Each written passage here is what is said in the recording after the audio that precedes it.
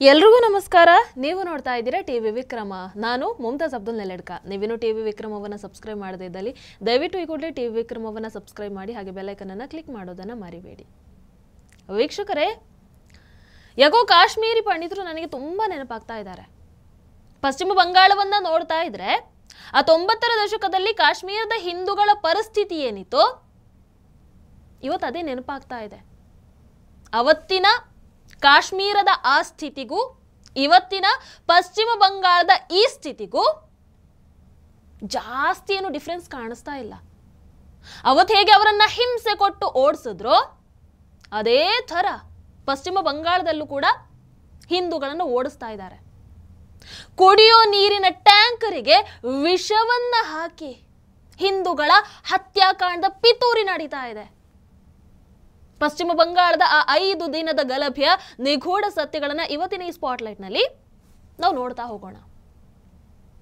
ವೀಕ್ಷಕರ, ಕಳೆದ 1 ವಾರದಿಂದ ಪಶ್ಚಿಮ ಬಂಗಾಳ ಹೊತ್ತಿ ಉರಿತಾ ಇದೆ. ವಕ್ಫ್ ಬಿಲ್ ತಿದ್ದುಪಡಿ ಅನ್ನುವಂಥದ್ದು ಅವರಿಗೆ ಕೇವಲ ಒಂದು ನೆಪ ಅಷ್ಟೇ. ಈ ಗಲಭೆ ಯಾವ ಲೆವೆಲ್ಗೆ ಮುಟ್ಟಿದೆ ಅಂತ ಹೇಳಿದ್ರೆ, ಗಲಭೆಕೋರರು ಮನೆ ಒಳಗೆ ಹೋಗಿ ಅಮಾಯಕ ಹಿಂದೂಗಳನ್ನ ಹತ್ಯೆ ಮಾಡ್ತಾ ಇದ್ದಾರೆ. ಒಂದಷ್ಟು ಹಿಂದೂ ಮನೆಗಳನ್ನ ಟಾರ್ಗೆಟ್ ಮಾಡಿ ಚಾಕು ಹಿಡ್ಕೊಂಡು ಹೋಗಿ ದಾಳಿಯನ್ನ ಮಾಡ್ತಾ ಇದ್ದಾರೆ. ವೀಕ್ಷಕರೇ, ನೀವು ನಂಬಲ್ಲ, ಇವತ್ತು ಅಲ್ಲಿನ ಹಿಂದೂಗಳ ಭಯ ಯಾವ ಪರಿಸ್ಥಿತಿಯಲ್ಲಿ ಇದೆ ಅಂತ ಹೇಳಿದ್ರೆ, ಯಾವ ಮಟ್ಟಕ್ಕೆ ಬಂದು ನಿಂತಿದೆ ಅಂತ ಹೇಳಿದ್ರೆ, ಅವರು ಆತಂಕದಲ್ಲಿ ನೀರು ಕುಡಿಯೋದಕ್ಕೂ ಕೂಡ ಹಿಂದೆ ಮುಂದೆ ನೋಡ್ತಾ ಇದ್ದಾರೆ. ಯಾಕಂದ್ರೆ ಕುಡಿಯೋ ನೀರಿನ ಟ್ಯಾಂಕರ್ಗಳಿಗೆ ವಿಷವನ್ನ ಬೆರೆಸಿ ಅವರನ್ನ ಮುಗಿಸೋ ಕುತಂತ್ರಗಳು ನಡೀತಾ ಇದೆ. ಅಲ್ಲಿ ಮನೆಯಲ್ಲಿ ಗಂಡಸಿದ್ರೆ ಹೊಡೆದು ಹಾಕ್ತಾರೆ, ಹೆಂಗಸಿದ್ರೆ ಅವರ ಜೊತೆಗೆ ನಡ್ಕೊಳ್ಬಾರ್ದ ರೀತಿಯಲ್ಲಿ ನಡ್ಕೊಳ್ತಾ ಇದ್ದಾರೆ. ಇದು ಮಮತಾ ಬ್ಯಾನರ್ಜಿಯ ಪಶ್ಚಿಮ ಬಂಗಾಳ. ಇದರ ಬಗ್ಗೆ ಒಬ್ಬ ಕಾಂಗ್ರೆಸ್ ನಾಯಕರಾಗ್ಲಿ, ಸೋ ಕಾಲ್ಡ್ ಜಾತ್ಯತೀತರಾಗಿ ಮಾತಾಡಲ್ಲ. ಆಲ್ ಐಸ್ ಆನ್ ಪ್ಯಾಲೆಸ್ತೀನ್ ಅಂತ ಹೇಳ್ತಾ ಇದ್ದಂಥವ್ರು ಈಗ ಎಲ್ಲಿದ್ದಾರೆ? ವೀಕ್ಷಕರ, ಗಲಭೆಕೋರರು ಫೈರಿಂಗ್ ಮಾಡ್ತಾ ಇದ್ದಾರೆ. ಅಲ್ಲಿನ ಪರಿಸ್ಥಿತಿ ಗಂಭೀರ ಸ್ಥಿತಿಗೆ ಮುಟ್ಟಿದೆ. ಇವತ್ತು ಈ ದೇಶದ ಅಲ್ಪಸಂಖ್ಯಾತರು ಇವರೇನಾ? ಈ ದೇಶದಲ್ಲಿ ಇವರು ಭಯದಿಂದ ಬದುಕ್ತಾ ಇದ್ದಾರಾ ಅನ್ನುವಂತಹ ಪ್ರಶ್ನೆ ಮೂಡ್ತಾ ಇದೆ. ಬಹುಶಃ ಆ ಭಯ ಜಾಸ್ತಿನೇ ಆಗಿ ಅನ್ಸುತ್ತೆ. ಇವತ್ತು ಕೈಯಲ್ಲಿ ಪಿಸ್ತೂಲ್ ಬಂದಿರೋದು. ಒಬ್ಬ ಸಾಮಾನ್ಯ ಬಂಗಾಳದ ವ್ಯಕ್ತಿಗೆ ಪಿಸ್ತೂಲ್ ಸಿಗುತ್ತೆ ಅಂತ ಹೇಳಿದ್ರೆ ಅಲ್ಲಿ ಪೊಲೀಸರು ಎದ್ದಿದಾರಾ ಅಥವಾ ಮಲ್ಗಿದಾರ ಅನ್ನುವಂಥ ಅನುಮಾನ ಬರ್ತಾ ಇದೆ. ಇನ್ನು ಸಿಎಂ ಅವರಂತೂ ಬಿಡಿ, ಅವರೇ ಹೋಲ್ಸೇಲ್ ಆಗಿ ತರಿಸ್ಕೊಂಡು ಕೊಟ್ಟಿದ್ರು, ಆಶ್ಚರ್ಯ ಏನಿಲ್ಲ. ಅಂಡ್ ಇಲ್ಲಿ ಇನ್ನೊಂದು ಮಜಾ ನೋಡಿ, ಇವರೆಲ್ಲರನ್ನ ಬೀದಿಗೆ ಇಳಿಯೋ ಹಾಗೆ ಮಾಡಿದ್ದು ಸ್ವತಃ ಪಶ್ಚಿಮ ಬಂಗಾಳದ ಸಿಎಂ ಮಮತಾ ಬ್ಯಾನರ್ಜಿ. ತನ್ನ ಸ್ಕ್ಯಾಮ್ ಬಯಲಾಗದೆ ಇರಲಿ ಅಂತ ಗಲಭೆಯನ್ನು ಎಬ್ಬಿಸ್ತಾರೆ. ಈ ಗಲಭೆ ಎಬ್ಬಿಸಿದಂಥವರು ಮೊದಲು ಪೊಲೀಸರನ್ನ ಟಾರ್ಗೆಟ್ ಮಾಡಿದ್ರು, ಅದಾದ ನಂತರ ಹಿಂದೂಗಳನ್ನು ಟಾರ್ಗೆಟ್ ಮಾಡಿದ್ರು.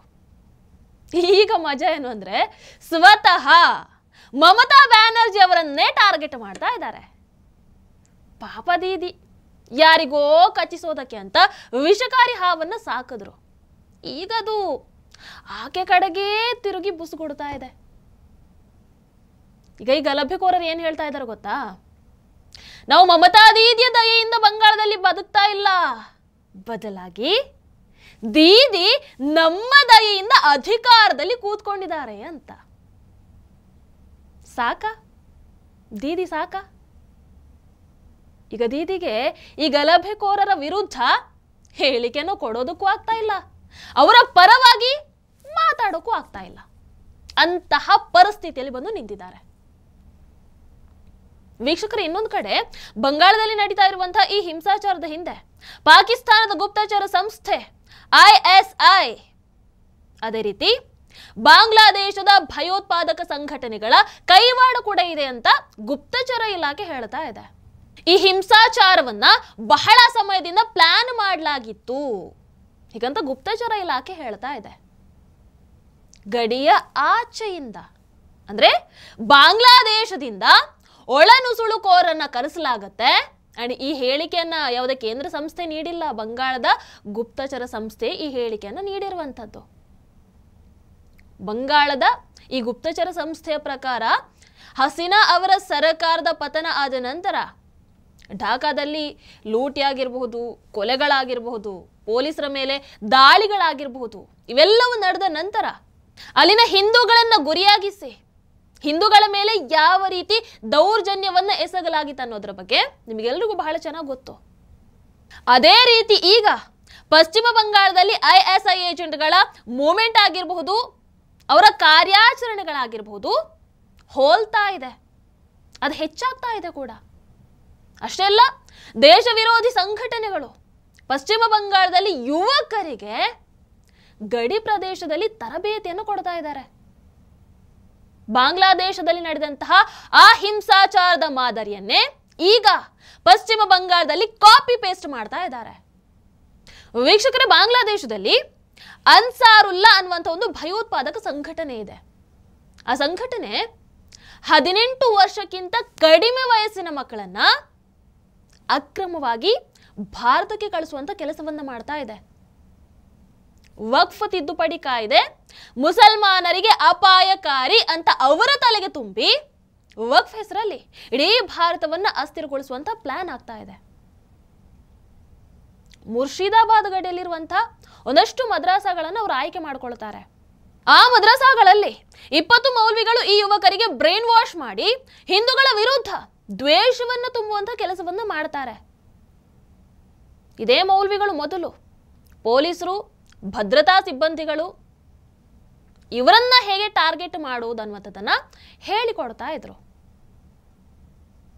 ಆದ್ರೆ ಇಲ್ಲಿ ಬರುವಂತ ಒಂದು ದೊಡ್ಡ ಪ್ರಶ್ನೆ ಏನು ಅಂತ ಹೇಳಿದ್ರೆ, ಈ ನುಸುಳುಕೋರರೇನಿದ್ದಾರೆ ಅವರು ಇಷ್ಟು ದೊಡ್ಡ ಸಂಖ್ಯೆಯಲ್ಲಿ ಪಶ್ಚಿಮ ಬಂಗಾಳದ ಒಳಗೆ ಅಷ್ಟು ಸುಲಭವಾಗಿ ಹೇಗೆ ಪ್ರವೇಶವನ್ನ ಪಡ್ಕೊಂಡ್ರು?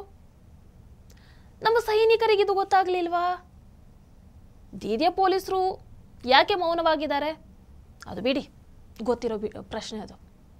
ಅಥವಾ ಇದನ್ನ ಕಂಡು ಹಿಡಿಯೋದಕ್ಕೆ ಯಾಕೆ ಸಾಧ್ಯ ಆಗಲಿಲ್ಲ? ವೀಕ್ಷಕರು, ಇದಕ್ಕೆ ಉತ್ತರ ಅಮಿತ್ ಶಾಜಿ ಅವರು ಸಂಸತ್ನಲ್ಲಿ ಮೊದಲೇ ಹೇಳಿದ್ರು.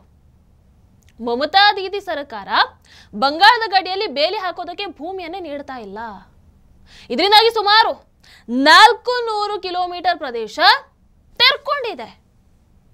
ಮಾಲ್ಡಾ, ಮುರ್ಷಿದಾಬಾದ್, ಇನ್ನು 24 ಪರಗಣಗಳ ಗಡಿ ನೇರವಾಗಿ ಬಾಂಗ್ಲಾದೇಶವನ್ನು ತಲುಪುತ್ತೆ. ಹಾಗಾಗಿ ಈ ಜಿಲ್ಲೆಗಳಲ್ಲಿ ಒಳ ನುಸುಳುವಿಕೆ ಅನ್ನುವಂಥದ್ದು ಬಹಳ ಸುಲಭ. ಈ ಮೂಲಕ ISI ಆಗಿರಬಹುದು, ಇನ್ನು ಭಯೋತ್ಪಾದಕ ಸಂಘಟನೆ ಅನ್ಸಾರುಲ್ಲಾ ಬಾಂಗ್ಲಾ, ಇವರೆಲ್ಲರೂ ಕೂಡ ಇದರ ಲಾಭವನ್ನ ಪಡ್ಕೊಳ್ತಾ ಇರುವಂತದ್ದು. कई बार अलग अलग भाषणों में, अलग अलग जलसों में ये विषय उठा जाता है, बांग्लादेशी घुसपैठियों के लिए BSF क्या कर रही है, सेना क्या कर रही है। मैं आज वास्तविकता इस देश को बताना चाहता हूं और मैं ऐसा करता हूं कि तृणमूल कांग्रेस के सारे लोग सदन को छोड़कर नहीं जाएंगे, ध्यान से सुनेंगे। मान्यवर, हमारी बांग्लादेश के सटी हुई सीमा, अब सुनिए भाई, हमारी बांग्लादेश से सटी हुई सीमा 2216 किलोमीटर है। उसमें से 1653 किलोमीटर बाढ़ बन चुका है, बाढ़ के पास वाला रोड भी बन चुका है और चौकियां भी बन चुकी है। शेष फेंसिंग की लंबाई है 563 किलोमीटर।